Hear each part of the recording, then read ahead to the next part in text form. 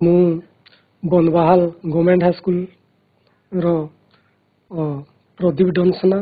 ତେବେ ଆଜି ମୁଁ ନବମ ଶ୍ରେଣୀର ଭର୍ଚୁଆଲ କ୍ଲାସକୁ ମୁଁ ସମସ୍ତଙ୍କୁ ସ୍ୱାଗତ କରୁଛି। ତେବେ ପିଲାମାନେ ଆଜି ଆମେ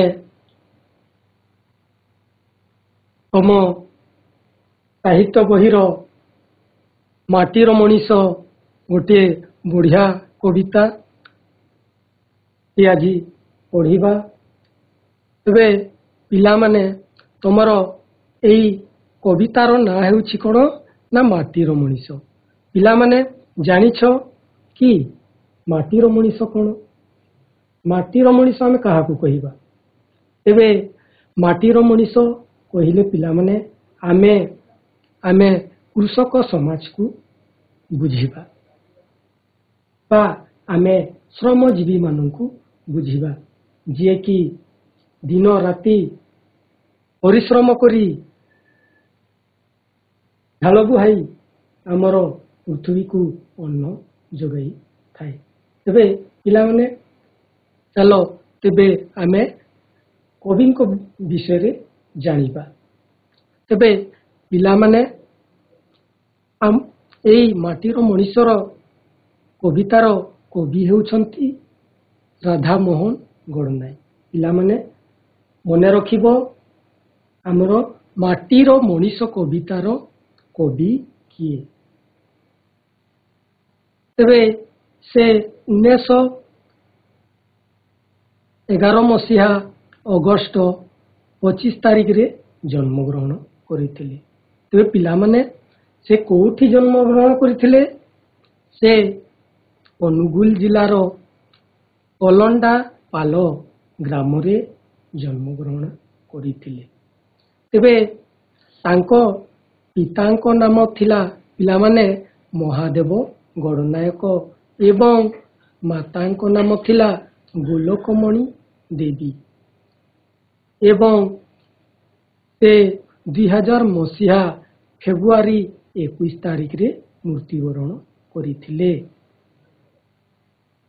ତେବେ ପିଲାମାନେ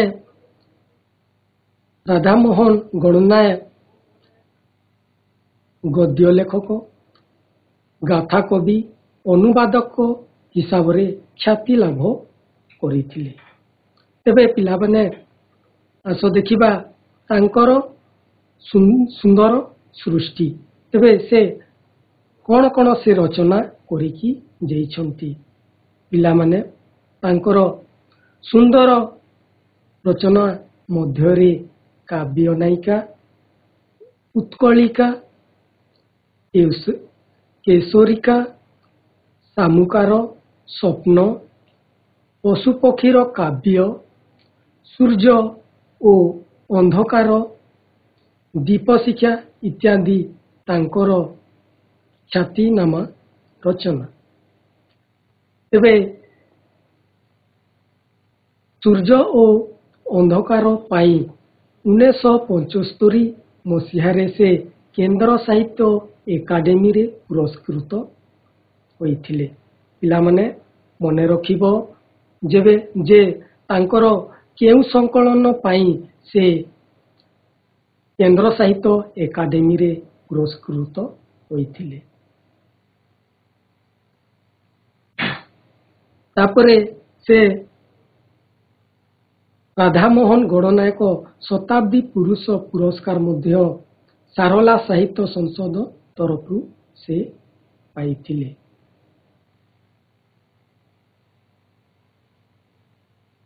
ତେବେ ପିଲାମାନେ ଏ ତ ହେଲା ତାଙ୍କର ପରିଚୟ ବିଷୟରେ। ବର୍ତ୍ତମାନ ଦେଖିବା ଆମେମାନେ କବିତାର ପୃଷ୍ଠଭୂମି ବିଷୟରେ। ତେବେ ପରାଧୀନ ଭାରତରେ ବିଦେଶୀ ଶାସନ ଓ ଶିଳ୍ପ ବିପ୍ଳବ ଦ୍ୱାରା ଯନ୍ତ୍ର ସଭ୍ୟତାର ବିକାଶ ଫଳରେ ସରଳ ମାନବ ତାର ମାଟିମାକୁ ଛାଡ଼ି ଯନ୍ତ୍ର ମୋହିନୀ ମାୟାରେ ମୋହିତ ହୋଇଯାଇଛି।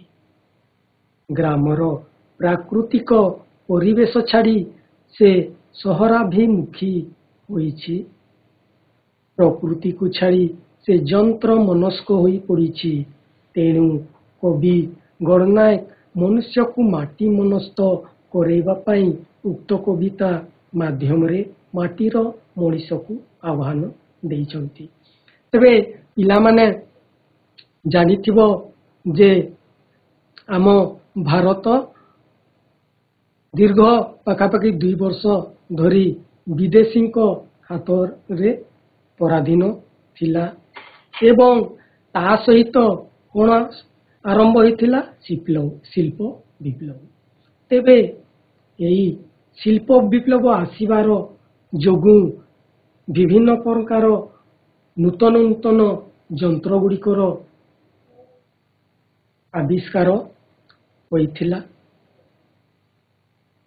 ଫଳରେ କ'ଣ ହେଇଥିଲା ନା ଏଇ ମାନବ ମାଟି ମାକୁ ଭୁଲି ଯାଇ ଏଇ ଯନ୍ତ୍ର ମୁହାଁ ହୋଇଥିଲା ବା ଯନ୍ତ୍ରର ମୋହିନୀ ମାୟାରେ ମୋହିତ ହୋଇଯାଇଛି।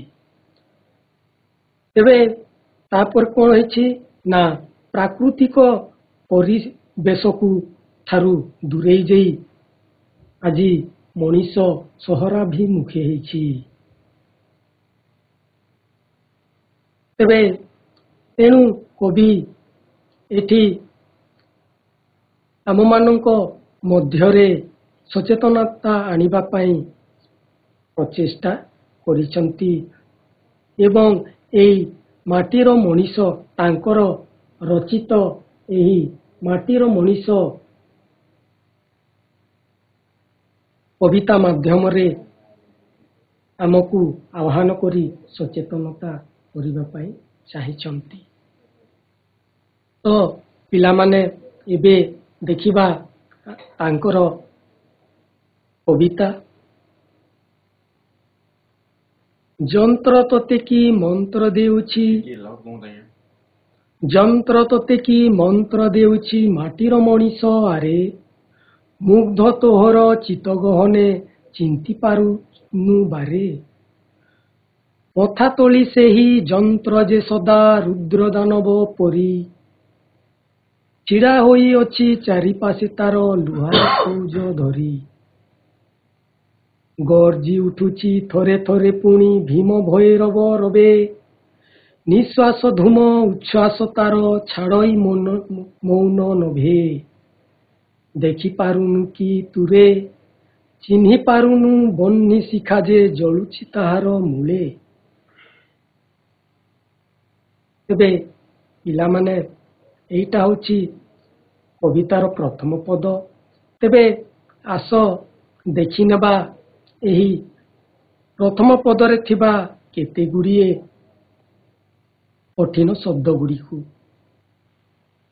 ପିଲାମାନେ ଦେଖ ଏଠି ନିଜ ଖାତାରେ ଲେଖିନିଅ।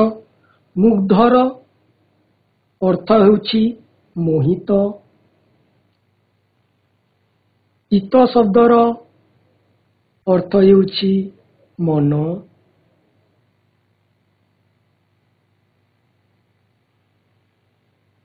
ବାରେ ଶବ୍ଦର ଅର୍ଥ ହେଉଛି ଥରେ। ମଥାର ଶବ୍ଦର ଅର୍ଥ ହେଉଛି ମସ୍ତକ। ରୁଦ୍ରର ଅର୍ଥ ହେଉଛି ଭୟଙ୍କର। ଦାନବ ଶବ୍ଦର ଅର୍ଥ ହେଉଛି ରାକ୍ଷସ।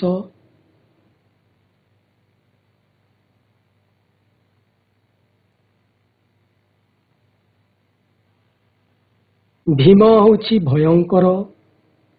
ଭୈରବ ଶବ୍ଦର ଅର୍ଥ ହେଉଛି ଭୀଷଣ। ରବେ ଶବ୍ଦ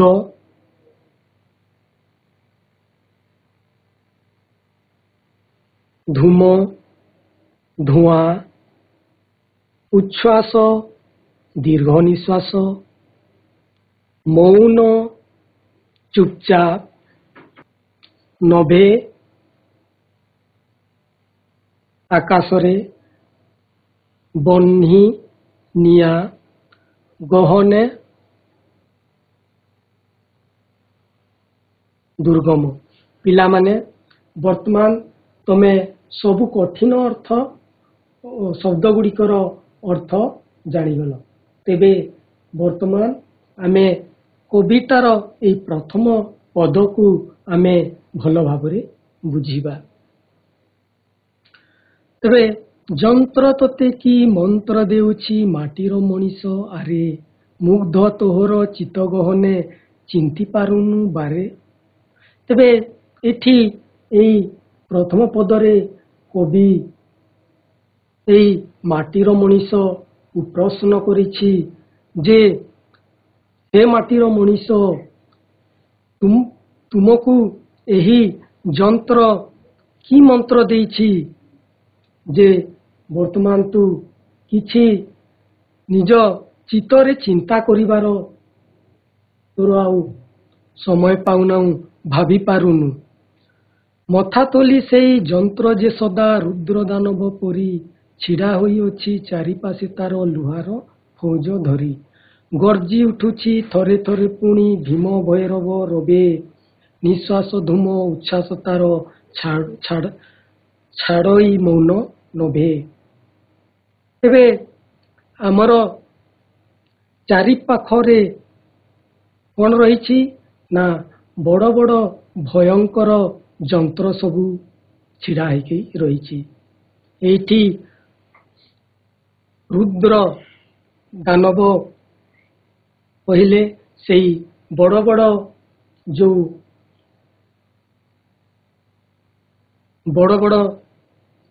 ସେଇ କଳକାରଖାନା ଗୁଡ଼ିକର ଯେଉଁ ସରଞ୍ଜାମ ଅଛି ତାକୁ କୁହାଯାଇଛି। ତେବେ ସେଠି ଆମେ ଦେଖିପାରୁଛେ କେମିତି ସେଇ କଳକାରଖାନାର ଚିମ୍ନିରୁ ଧୂଆଁ ଗୁଡ଼ାକ ଅହରହ ଭାବରେ ସେଇ ମୌନ ନଭେ ମାନେ ନିର୍ମଳ ଆକାଶକୁ ଛାଡ଼ୁଛି ଏବଂ ସେଇ ନିର୍ମଳ ଆକାଶରେ ସେ ବିଷାକ୍ତ ଧୂଆଁ ଛାଡ଼ୁଛି, ଯଦ୍ୱାରା କି ଆମେ କ'ଣ ମନୁଷ୍ୟ ସମାଜ ବିଭିନ୍ନ ଅଜଣା ରୋଗରେ ଶିକାର ହେଉଛି। ତେଣୁ ଏଠି କବି ପ୍ରଶ୍ନ କରିଛନ୍ତି ଯେ କ'ଣ ତୁ ଏହିସବୁ ଅସୁବିଧା ସତ୍ତ୍ୱେ କ'ଣ ତୁ କିଛି ଚିନ୍ତା କରିପାରୁନୁ ବୋଲି ଏଠି କବି ପ୍ରଶ୍ନ କରିଛନ୍ତି। ଏବଂ ଏଇ ପଦରେ ଆମମାନଙ୍କୁ ବା ମାଟିର ମଣିଷକୁ ଚେତେଇ ଦେବା ପାଇଁ ପ୍ରଚେଷ୍ଟା କରିଛନ୍ତି। ତାପରେ ଦେଖିବା ପିଲାମାନେ ଏଇ କବିତାର ଦ୍ୱିତୀୟ ପଦକୁ। ମଳିନା ଏ ମାଟି ତୋହରି ମାଟି, ଜୀବନ ଧାତ୍ରୀ ତୋର, ଉତାନେ ପଡ଼ି ରହିଛି ଦିବସ ରଜନୀ ସଞ୍ଜ ଘୋର।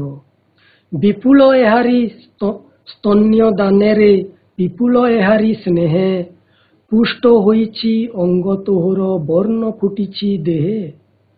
ଏ ତୋହ ମାହାର ବକ୍ଷ ଉଛଳା ଗଭୀର ସ୍ନେହେ ଭୁଲି, କେଉଁପରି ଆଜି ଭରସା କରିଛୁ ଯନ୍ତ୍ର ଚିତାରେ ଚୁଲି। ଅନା ଅନା ଫେରି ଥରେ, ଅନା ଅନା ତୋର ଦୃଷ୍ଟି ଫେରାଇ ମଳିନ ଏ ମାଟି ପରି। ଏବେ ପିଲାମାନେ ବର୍ତ୍ତମାନ ଦେଖିବା ଏହି ପଦରେ ଥିବା କେତେଗୁଡ଼ିଏ କଠିନ ଶବ୍ଦର ଅର୍ଥ ପ୍ରଥମେ ଆମେ ଜାଣିବାକୁ ଚେଷ୍ଟା କରିବା। ଦେଖ ପିଲାମାନେ ମଳିନା ତାର ଅର୍ଥ ହେଉଛି ମଇଳା। ତାପରେ ହେଉଛି ଜୀବନ ଧାତ୍ରୀ। ଜୀବନ ଧାତ୍ରୀ ମାନେ ତାର ଅର୍ଥ ହେଉଛି ଜୀବନର ସେବାକାରୀ।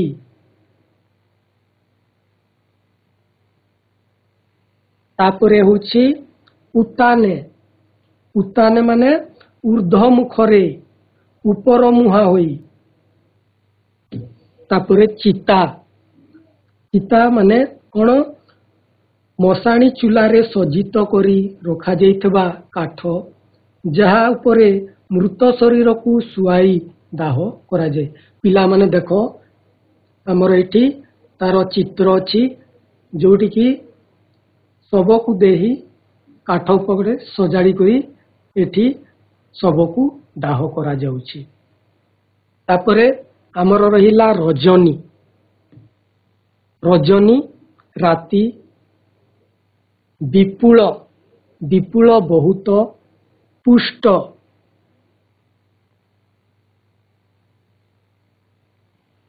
ପୁଷ୍ଟ ପରିପାଳିତ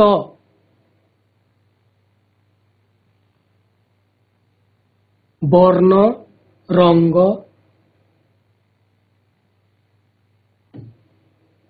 ତାପରେ ଦିବସ ଦିବସ କହିଲେ ଦିନ।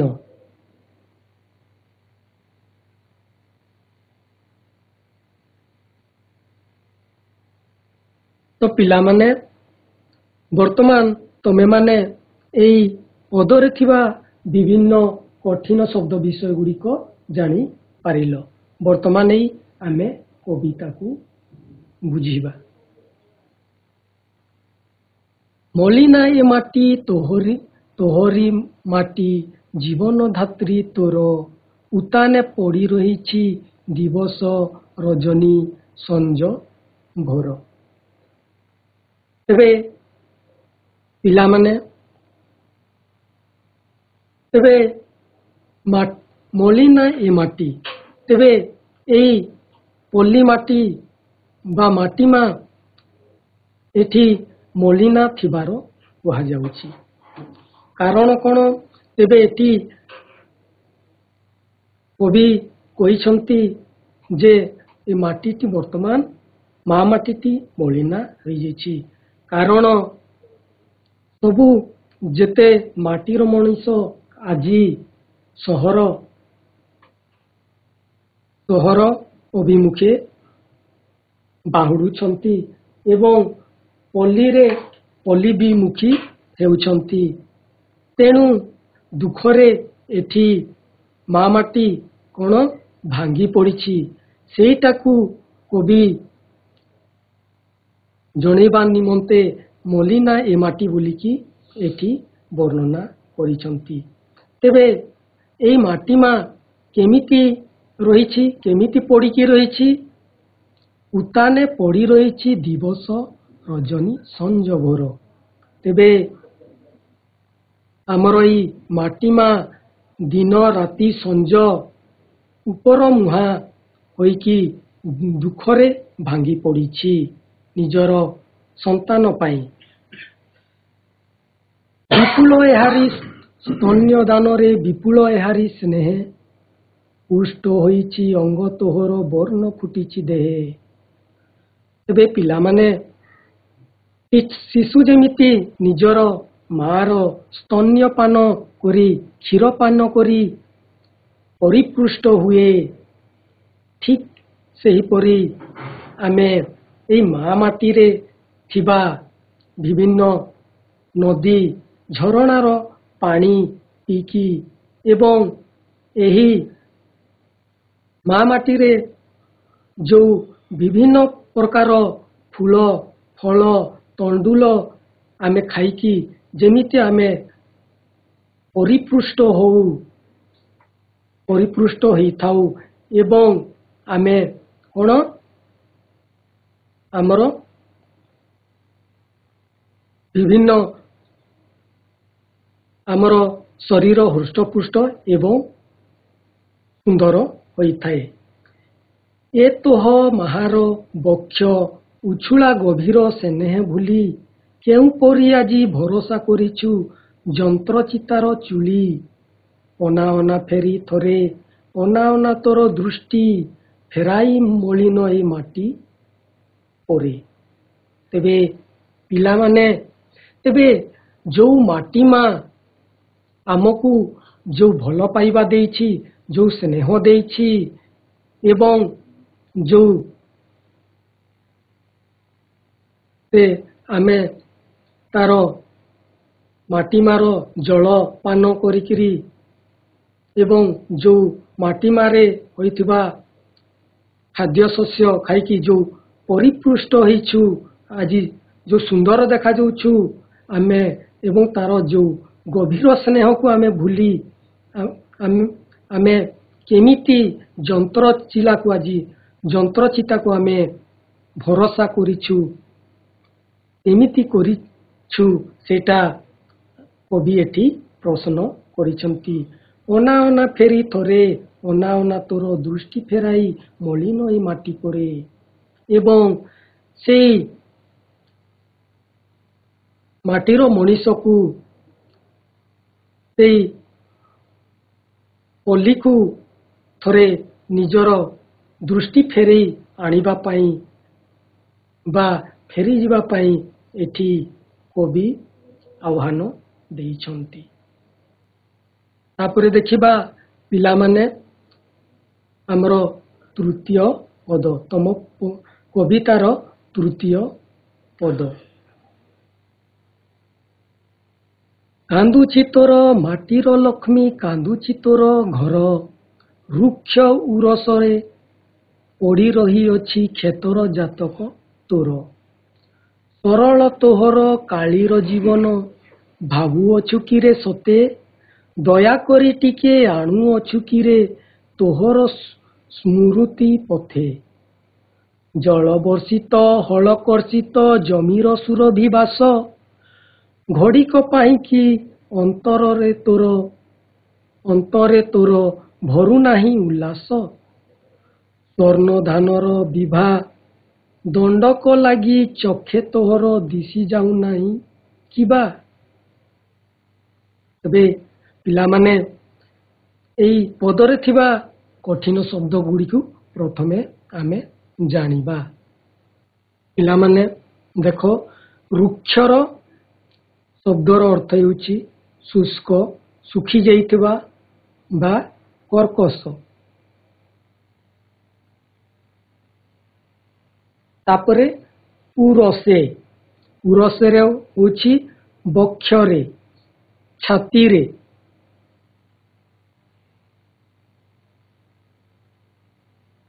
ତାପରେ ସୁରଭି ମାନେ ହେଉଛି ସୁଗନ୍ଧ।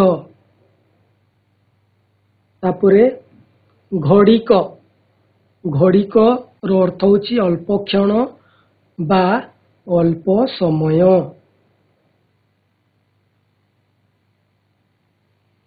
ତାପରେ ଜାତକ ଶବ୍ଦର ଅର୍ଥ ହେଉଛି ଜନ୍ମ ପତ୍ରିକା। ଉଲ୍ଲାସର ଅର୍ଥ ହେଉଛି ଆନନ୍ଦ। ସ୍ୱର୍ଣ୍ଣ ହେଉଛି ସୁନା। ତାପରେ ବିଭାର ଦୀପ୍ତି କିମ୍ବା ତାର ଅର୍ଥ ହେଉଛି ସୌନ୍ଦର୍ଯ୍ୟ।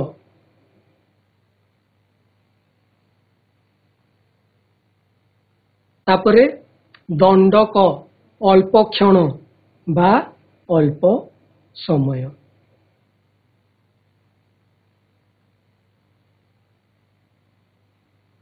ତ ପିଲାମାନେ ବର୍ତ୍ତମାନ ଆମେ ଏହି ପଦଟିକୁ ଭଲ ଭାବରେ ବୁଝିବା। ତୁମେ ବର୍ତ୍ତମାନ ଏହି କଠିନ ଶବ୍ଦ ଗୁଡ଼ିକ, ଏଥିରେ ଥିବା କଠିନ ଶବ୍ଦ ଗୁଡ଼ିକ ଭଲ ଭାବରେ ଜାଣିପାରିଲ। କାନ୍ଦୁଛି ତୋର ମାଟିର ଲକ୍ଷ୍ମୀ, କାନ୍ଦୁଛି ତୋର ଘର, ବୃକ୍ଷ ଉରସେ ପଡ଼ି ରହିଅଛି କ୍ଷେତର ଜାତକ ତୋର। ସରଳ ତୋହର କାଳିର ଜୀବନ, ଭାବୁଅଛୁ କିରେ ସତେ, ଦୟାକରି ଟିକେ ଆଣୁଅଛି କିରେ ତୋହର ସ୍ମୃତି ପଥେ। ତେବେ ପିଲାମାନେ ଯେତେବେଳେ ସେ ମାଟିର ମଣିଷ ପଲ୍ଲୀରେ ଜୀବନ ଯାପନ କରୁଥିଲା, ଚାଷ କରୁଥିଲା, କର୍ଷଣ କରୁଥିଲା, ତେବେ ସେତେବେଳେ ସେଇ କ୍ଷେତ ସବୁ ଶସ୍ୟ ଶ୍ୟାମଳ ହୋଇକି ଉଠୁଥିଲା। ତେବେ ବର୍ତ୍ତମାନ କ'ଣ ହେଇଛି ନା, ଯେତେବେଳେ ଏଇ ମାଟିର ମଣିଷ ସହରାଭିମୁଖୀ ହୋଇଛି, ସେଇ କ୍ଷେତ ଗୁଡ଼ାକ ଆଜି ରୁକ୍ଷ ଶୁଷ୍କ ଭାବରେ ପଡ଼ି ରହିଛି ଏବଂ ମାଟିର ମା କ'ଣ ସେଇ तार से माटीर संतान पाई माटी संतान पाई माटी मनीष पाई तार संतान पाई से कांदुछि। तेबे सरल तोहर कालीर जीवन भाबुअछि कि रे सते। तेबे एठी कवि प्रश्न करिसंती जे जो तू आजी जंत्र दानव आड़कू आकृष्ट होइछु तेबे कौन परवर्ती समय रे कौन तोर जीवन अत्यंत सहज हब कि बोलिकी एठी प्रश्न करुछि। जेमिति भाबरे आजी जंत्र गुड़िकर बहुल व्यवहार रे जो परिवेश दूषित हेबाकू लागिछि जो कुपरिणाम आमे भोगिबाकू जाउछे तू भाबुछु कि आगामी जीवन रे तोर जीवन सहज हेब बोलिकी एठी कवि प्रश्न करिछि। दया जल वर्षित हल कर्षित जमीर सुरभि बास घड़िक पाई अंतरे तोर भरू नाही उल्लास स्वर्ण धानर विभा दंडक लगी चोखे तोहर दिशी जाऊ नाही किंबा। तेबे सेई वर्षार सेई कर्षित जमीर प्रथम वर्षारे जो सुरभिबास एवं जो सुनार फसलर सौंदर्य से विषय रे कौन तो तुमको टिके मध्य मने पड़ू नाही कि बोलिकी कवि एठी पचारुछंती। तो पिला माने आमे जी आमे तम कवितार तीनोटी पद को आमे आलोचना करि सारिले। वर्तमान आमे आगो को देखिबा पिला माने वर्तमान आमे देखिबा जे आजिर एई आलोचना रे तमे केते बुझिल आस आमे किछि ताकू जानिबा पई आमे किछि प्रश्नावली आलोचना करिबा। तबे प्रथम प्रश्न होछि माटीर मनीष कवितार कवि किए? राधा मोहन गणनायक। बहुत बढ़िया। कौन? गणनायक। बहुत बढ़िया राधा मोहन गणनायक। माटीर मनीष कवितार कवि होउछंती राधा मोहन गणनायक। द्वितीय प्रश्न राधा मोहन गणनायक केउठारे जन्म ग्रहण करिथिले? अनुगुड़ जिलार गोलंडा पाड़ ग्राम। अनुगुल जिला। अनुगुल जिला। अनुगुड़ जिला। राधा मोहन गणनायक अनुगुल जिलार गोलंडापाड़ ग्राम रे जन्म ग्रहण करिथिले। बहुत बढ़िया। वर्तमान देखिबा हमें तृतीय नंबर प्रश्न से केउ कविता संकलन पाई केंद्र साहित्य एकाडेमी पुरस्कार लाभ करिसंती? सूर्य अंधकार। माटीर मनीष। सूर्य अंधकार। बहुत बढ़िया। माटीर मनीष। Very good. सूर्य और अंधकार कविता संकलन पाई केंद्र साहित्य एकाडेमी पुरस्कार लाभ करि।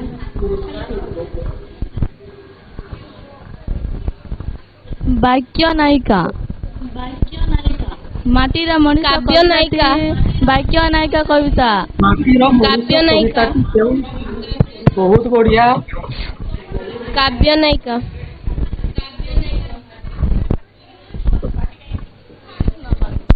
काव्य नायिका।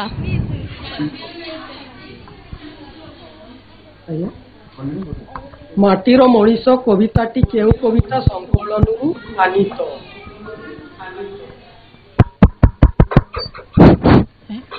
माटीर शुभा जाउछे पिला माने ତେବେ ମାଟିର ମଣିଷ କବିତାଟି କାବ୍ୟ ନାୟିକା ସଂକଳନରୁ ଆନିତ। ବହୁତ ବଢିଆ ଉତ୍ତର ପିଲାମାନେ। ତାପରେ 5 ନମ୍ବର ପ୍ରଶ୍ନ ଦେଖିବା। ଆଧୁନିକ ମଣିଷ କଣ ପାଇଁ ଚିନ୍ତା କରିବାର ଶକ୍ତି ହରାଇ ବସିଛି ବୋଲି କବି ଆଶଙ୍କା କରିଛନ୍ତି? ପିଲାମାନେ ଆଧୁନିକ ମଣିଷ କଣ ପାଇଁ ଚିନ୍ତା କରିବାର ଶକ୍ତି ହରାଇ ବସିଛି ବୋଲି କବି ଆଶଙ୍କା କରିଛନ୍ତି? ଦେଖ ପିଲାମାନେ ଲେଖିନିଅ। ଏବେ ଆଧୁନିକ ମଣିଷ ଯାନ୍ତ୍ରିକ ମୋହରେ ଅନ୍ଧ ହୋଇ ଚିନ୍ତା କରିବାର ଶକ୍ତି ହରାଇ ବସିଛି। ତାପରେ ଦେଖିବା 6 ନମ୍ବର ପ୍ରଶ୍ନ ପିଲାମାନେ। ତେବେ ରୁଦ୍ର ଦାନବ ରୂପେ କବି କାହାକୁ ବିବେଚନା କରିଛନ୍ତି? ପିଲାମାନେ ରୁଦ୍ର ଦାନବ ରୂପେ କବି କାହାକୁ ବିବେଚନା କରିଛନ୍ତି? ତେବେ ଦେଖ ପିଲାମାନେ ନୋଟ କରିନିଅ। କବି ଯନ୍ତ୍ରକୁ ରୁଦ୍ର ଦାନବ ରୂପେ ବିବେଚନା କରିଛନ୍ତି। ତାପରେ 7 ନମ୍ବର ଦେଖ ପ୍ରଶ୍ନ। ଲୁହାର ଫୌଜ ବୋଲି କାହାକୁ କୁହାଯାଇଛି? ପିଲାମାନେ ଲୁହାର ଫୌଜ ବୋଲି କାହାକୁ କୁହାଯାଇଛି? ଉଜଲପୁର ଗାର୍ଲସ ହାଇସ୍କୁଲ।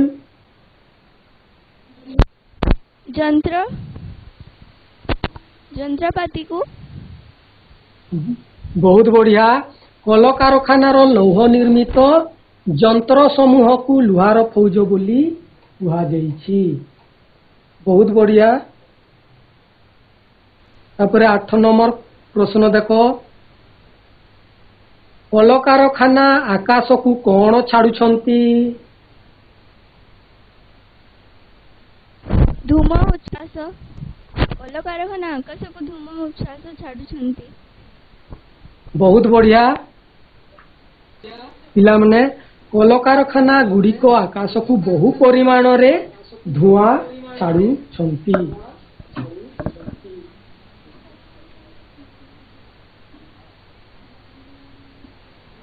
ତାପରେ 9 ନମ୍ବର ପ୍ରଶ୍ନ।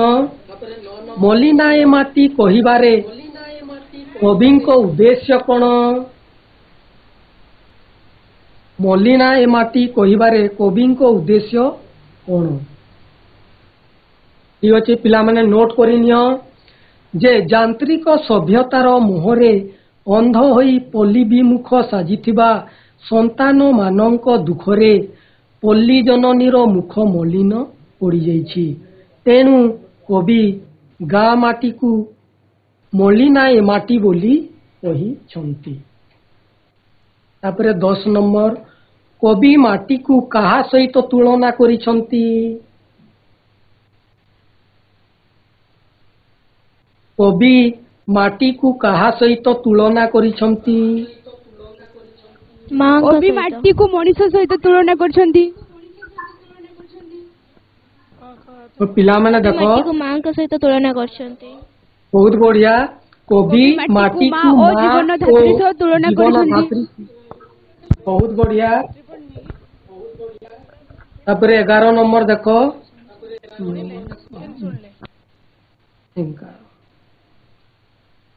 ମାଟି କିପରି ପଡ଼ି ରହିଛି ବୋଲି କବି କହିଛନ୍ତି?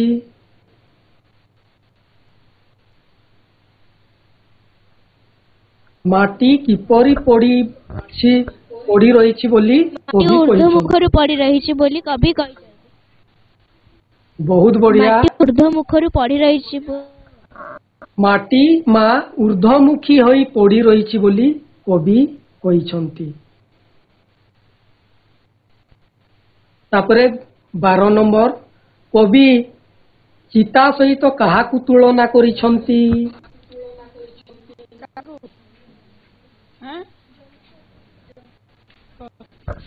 କବି ଚିତା ସହିତ କାହାକୁ ତୁଳନା କରିଛନ୍ତି? ଯନ୍ତ୍ର। ବହୁତ ବଢିଆ ଉତ୍ତର। କବି ଚିତା ସହିତ ଯନ୍ତ୍ରକୁ ତୁଳନା କରିଛନ୍ତି। ତେବେ ବର୍ତ୍ତମାନ ଦେଖିବା ଯେ ନିର୍ମଳିକ ଶବ୍ଦ ଗୁଡ଼ିକର ଗଦ୍ୟ ରୂପ ଲେଖ। ହେଲା, ସ୍ନେହ ସ୍ନେହ ସ୍ନେହ ସ୍ନେହ ସ୍ନେହ ଶବ୍ଦର ଗଦ୍ୟ ରୂପ କଣ? ସ୍ନେହ ସ୍ନେହ। ବହୁତ ସ୍ନେହ। ବଢିଆ। ସ୍ନେହେ ସ୍ନେହ, ବହୁତ ବଢିଆ। ତାପରେ ନିର୍ମଳିଖିତ ଶବ୍ଦ ଗୁଡ଼ିକର ଦୁଇଟି ଲେଖାଏଁ ପ୍ରତି ଶବ୍ଦ ଲେଖ। ଦାନବ, ରାକ୍ଷସ ରାକ୍ଷସ କଣ? ରାକ୍ଷସ। ତାପରେ ଅସୁର ହଁ, ଦାନବ, ଦୈତ୍ୟ, ରାକ୍ଷସ, ଅସୁର। ରାକ୍ଷସ, ବହୁତ ବଢିଆ। ମଣିଷ, ମନୁଷ୍ୟ ମନୁଷ୍ୟ ମନୁଷ୍ୟ, ନର ନର ନର, ମାନବ, ବହୁତ ବଢିଆ, ମାନବ ବହୁତ ବଢିଆ, ଧନ୍ୟବାଦ। ତାପରେ ନଭ, ଆକାଶ ଗଗନ ଆକାଶ, ଗଗନ, ବହୁତ ବଢିଆ। ତାପରେ ଦେଖିବା ପିଲାମାନେ ସ୍ତମ୍ଭ ମିଳନ। କ ସ୍ତମ୍ଭ ସହିତ ଖ ସ୍ତମ୍ଭ ମିଳନ କରିବ ଉପଯୁକ୍ତ ଶବ୍ଦ ସହିତ। ପ୍ରଥମଟି କଣ ହବ? ଚିତ,